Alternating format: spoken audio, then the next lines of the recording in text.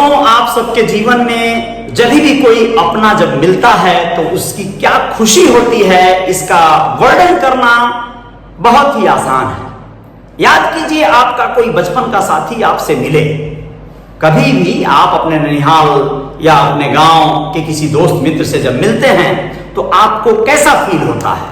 याद कीजिए कि आपके साथ का कोई व्यक्ति सफलता की ओर अग्रसर हो और उससे मुलाकात हो तो कितना आनंद आता है।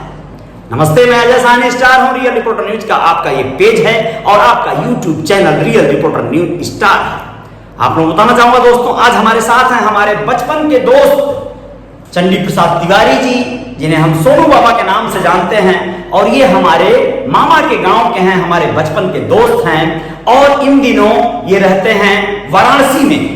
सोनू बाबा नमस्कार, स्वागत है आपका हमारे रियल रिपोर्टर न्यूज स्टार पर। बहुत बहुत धन्यवाद भाई साहब जी, बहुत बहुत शुक्रिया। आपका आज आगमन हुआ वाराणसी से हमारे गोरखपुर और बड़ी खुशी हो रही है। हम लोग काफी एक दिन बाद मिल रहे हैं, लेकिन ये जान लीजिए कि आपसे मिलकर वाकई मुझे बड़ी प्रसन्नता हो रही है। पहले बताइए, सब परिवार आप सकुशल हैं ना? सबसे पहले आपके पेज के सारे दर्शकों जी को हमारा सादर प्रणाम। जी, बहुत बहुत धन्यवाद। तो आप वाराणसी रहते हैं, हमारे आदरणीय प्रधानमंत्री, यशस्वी प्रधानमंत्री, जहां के माननीय सांसद हैं, और ऐसे नगरी जो काशी भोले भंडारी की नगरी है और सावन महीने का आगमन हो गया है। आज तो वाराणसी में वैसे भी बड़ी गहमागहमी होगी, तो जरा वहां के बारे में कुछ बताएं, बनारस के घाटों के बारे में बताएं हमारे साथियों को।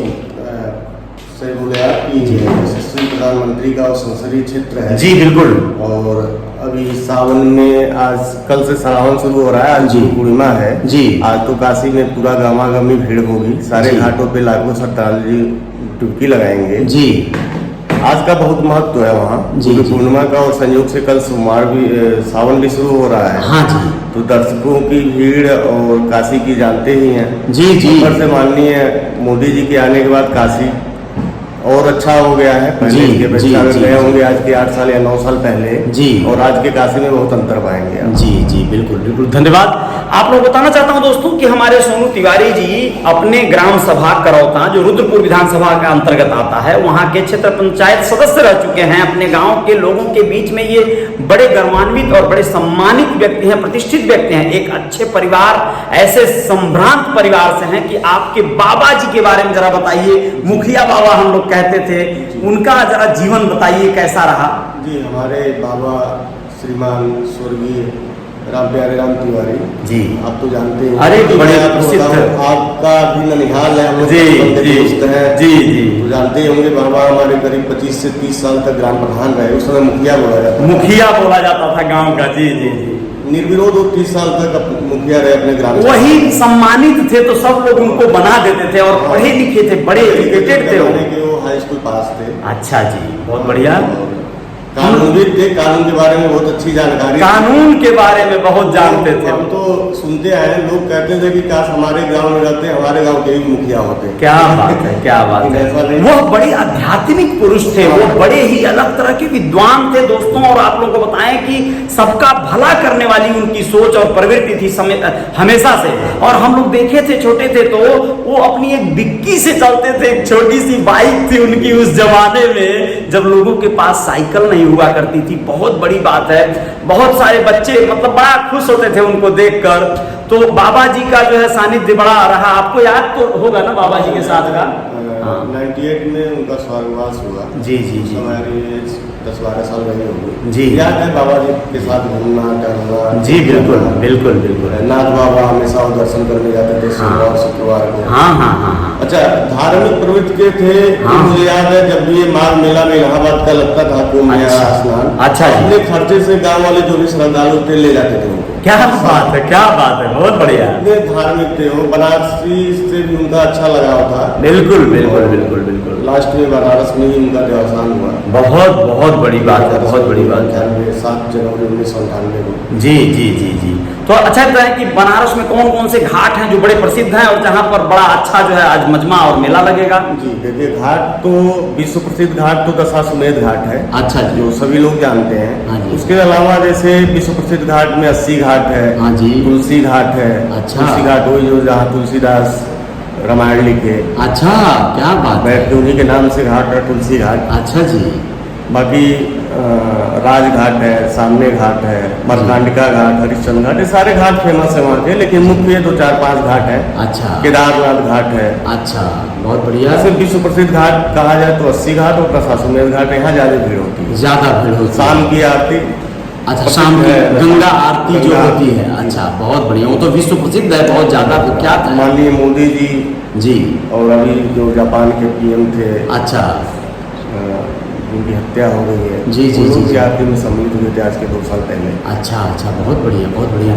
चलिए ठीक है। अच्छा बताएं, वहाँ पे जो काशी कॉरिडोर नाम से जो प्रोजेक्ट बन रहा है उसके बारे में कुछ बताएंगे क्या? जी जी, काशी कॉरिडोर जैसे विश्वनाथ मंदिर पहले सकरी गलियों में था। अच्छा। एकदम चारों तरफ से गलियों से होके गुजरना था। जी जी जी। तो उसको एक हमारे माननीय प्रधान जी मंत्री जी के दिमाग में आया। अच्छा। कि उसको ऐसा बनाया जाए कि एक साथ लाखों दर्शन कर लें, इसलिए उसको मतलब बहुत भव्य रूप दिया जा रहा है। अभी तो उसका आधा काम हुआ है कॉरिडोर का, जी चल ही रहा है। जी जी जी। अभी अगर जाएंगे तो आप एकदम बदला हुआ काशी पाएंगे। क्या बात है, क्या बात है। देखिए, बहुत बड़ी बातें हैं। विकास जहां पर होने लगता है, जहां डेवलपमेंट होने लगता है, वहां का स्थिति दशा और वहां पे रोजगार के तमाम आयाम खुल जाते हैं। तो काशी में आप लोग बताएं, वाराणसी में बहुत सारे ऐसे अवसर सुअवसर बनते जा रहे हैं जो आने वाले वक्त में देश को या युवाओं को या बहुत सारे लोगों को लाभान्वित करेगा। तो ये बहुत बड़ी जानकारी थी। और आज के बारे में जैसा कि गुरु पूर्णिमा के अवसर पर क्या वहां पर गतिविधियां रहेंगी, ऐसा बताया हमारे सोनू बाबा ने। और आप लोगों को बताएं कि चूंकि कल श्रावण माह का प्रारंभ हो रहा है, पवित्र महीना है हिंदू धर्म का, तो तमाम श्रद्धालु पूरे 1 महीने गहमा गहमी रहेगी। वैसे भी काशी नगरी जो है हमारे भोलेनाथ की नगरी कहलाती है। और ये कहलाता है कि श्रावण माह में भगवान भोलेनाथ जी कैलाश पर्वत से आकर सीधे काशी में विराजमान रहते हैं, ऐसा मान्यता है लोगों की। ऐसी मान्यता है। और कांवड़ यात्रा भी शुरू होगा कल से। जी जी जी, कांवड़ यात्रा भी शुरू हो जा रही है। तो ये सारी चीजें हैं और बहुत ही बड़ी बात है, अलौकिक ये बात है। तो इसमें आप सब लोगों को बताना चाहेंगे कि आप लोग बस ये समझें कि जब भी वाराणसी की यात्रा करनी हो, कोई आध्यात्मिक यात्रा करनी हो, तो आप लोग वहां की जानकारियां निकालें और पहुंचे।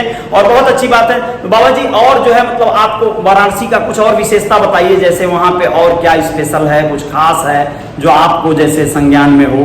बनारस में दशाश्वमेध घाट, विश्वनाथ मंदिर। जी। उसके बाद जैसे अगर आप आस्था को लेके जा रहे हैं तो संकट मोचन मंदिर है। अच्छा जी। जा सकते हैं। ओके। भैरव जी का मंदिर है। बहुत बढ़िया। और मार्कंडे महादेव का मंदिर है। वाह वाह वाह। अगर काशी के उस पार अगर जाएंगे तो प्राचीन रामनगर का किला है। ओहो, क्या बात। अच्छा पहले से बहुत बढ़िया, के लिए अच्छी जगह है। बहुत बढ़िया।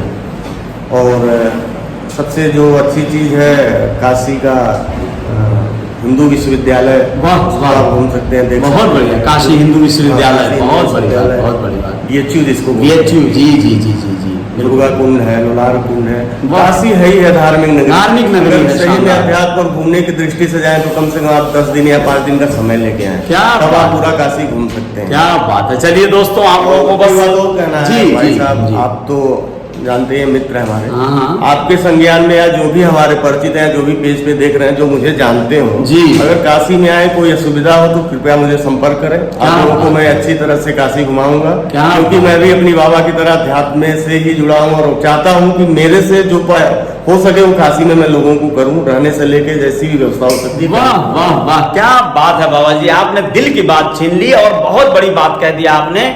ये समझ लीजिए कि दोस्तों, आप लोगों को स्पष्ट बताना चाहता हूं कि सोनू बाबा हमारे श्री चंडी प्रसाद तिवारी जिनका नाम है, ये वाकई ऐसे परिवार से आते हैं और इनके परिवार का ये स्वभाव रहा है। वो लोग सदैव गांव के प्रति, अपने दोस्त परिचित मित्र जो भी लोग हैं सबको सहयोग की भावना से हमेशा जुड़े रहे हैं। और सोनू बाबा को आप लोग कभी भी संपर्क कर सकते हैं अगर आप लोगों को वहां जाने पर कोई भी आवश्यकता ऐसी महसूस हो रही है, कोई अगर आप लोगों को सिर्फ अध्यात्म और घूमने की बात नहीं है, आप लोग हॉस्पिटल जा रहे हैं, शिक्षा के पर्पज से जा रहे हैं, तो कोई जानकारी चाहिए, कोई सहयोग चाहिए, आप लोगों को ये गाइड करेंगे पूरी तरह से और आप लोगों को हेल्प करेंगे।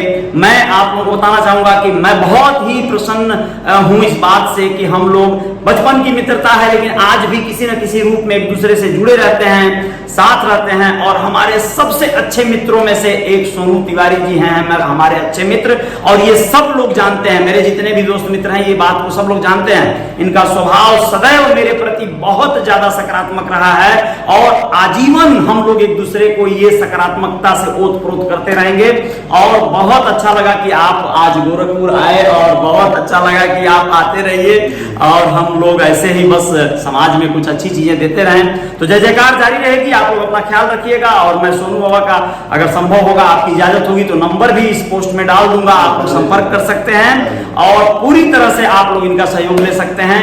बहुत सकारात्मक सोच, बहुत शानदार सोच और अपने परिवार के साथ पूरी तरह से मतलब काशी में अभी विराजमान हैं आप भी, और आप लोग इनसे जो है मिलिए, बहुत आनंद आएगा, बहुत खुशी होगी आप लोगों को। तो जय जयकार जारी रहेगी। अपना ख्याल रखिएगा और रियल रिपोर्टर न्यूज को फॉलो करते रहिएगा, चैनल को सब्सक्राइब कर लीजिएगा, बेल आइकन प्रेस कर दीजिएगा, ऑल वाला बटन दबा दीजिएगा, नोटिफिकेशन सबसे पहले चाहिए तो। जय हिंद, जय भारत, बहुत बहुत धन्यवाद, बहुत बहुत धन्यवाद सोनू बाबा, धन्यवाद।